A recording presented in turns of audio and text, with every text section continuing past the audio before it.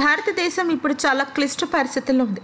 ఒకవైపున శత్రువుల దాడి ఏ రకంగా ఉండబోతోంది అనే విషయం గురించి తెలియక గందరగోళంలో ఉండటం, మరో పక్కన మన వింగ్ కమాండర్ పైలట్ అయిన అభినందన్ గారు పాకిస్తాన్ చెరలో చిక్కుకుపోవటం, ఇక ఆయన్ని మళ్ళీ తిరిగి స్వదేశమైన భారతదేశానికి ఎలాగ రప్పించాలి అన్న చర్చలు చాలా వాడివేడిగా నడుస్తున్నాయని తెలుస్తుంది.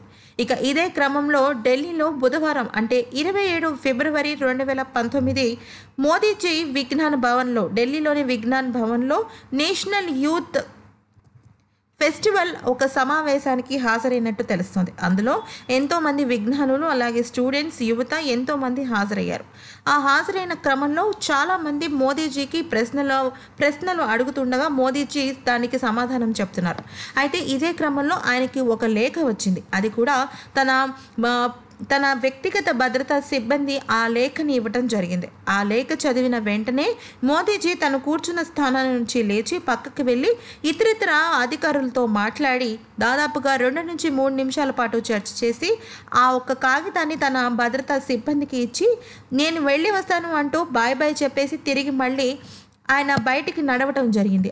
అలా నడిచిన తర్వాత ఆయన అత్యవసర భద్రతా సిబ్బంది సమావేశానికి హాజరైనట్టుగా సమాచారం అందింది. నిజానికి ఇప్పుడు చాలా గందరగోళ పరిస్థితి, ఆందోళన పరిస్థితి నెలకొంది భారత ప్రభుత్వానికి. ఒక పక్కన మన కమాండర్ని తిరిగి మళ్ళా మన భారతదేశానికి తీసుకురావాలి. అదే క్రమంలో ఆయన సురక్షితంగా ఉండాలి. మన సరిహద్దుల్లో కూడా ఎన్నో రకాల భద్రతా ఏర్పాట్లు చేసుకోవాలి. ఇదే తరుణంలో ఈ లేఖ రావటం, ఆయన మధ్యలో నుంచి వెళ్ళిపోవడంతో ఒక్కసారిగా ప్రజలందరికీ కూడా ఏంటి ఆ ఉత్తరంలో ఏముంది అనే సంసిగ్ధం ఏర్పడింది. అయితే ఈ ఉత్తరం అనేది చాలా సీరియస్ మ్యాటర్ అని, అది వచ్చింది కూడా PMO ఆఫీస్ నుంచి వచ్చిందని, అందుకనే మోదీజీ అంతగా రియాక్ట్ అయ్యారని తెలుస్తోంది. అంతేకాకుండా మరొక వైపు ఇంకొక విషయం ఏంటి అంటే, పాకిస్తాన్ ఫ్లైట్ అయిన F-16 మన భారతదేశంలో కూలిపోయిన సంగతి మనందరికీ తెలిసిందే.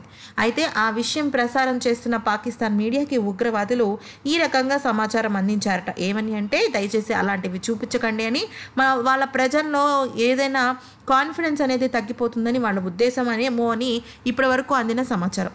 మరి విన్నారు కదా ఫ్రెండ్స్, ఇటువంటి ఎన్నో వీడియోస్ కోసం దయచేసి మా ఛానల్ని సబ్స్క్రైబ్ చేసుకోండి. ధన్యవాదాలు.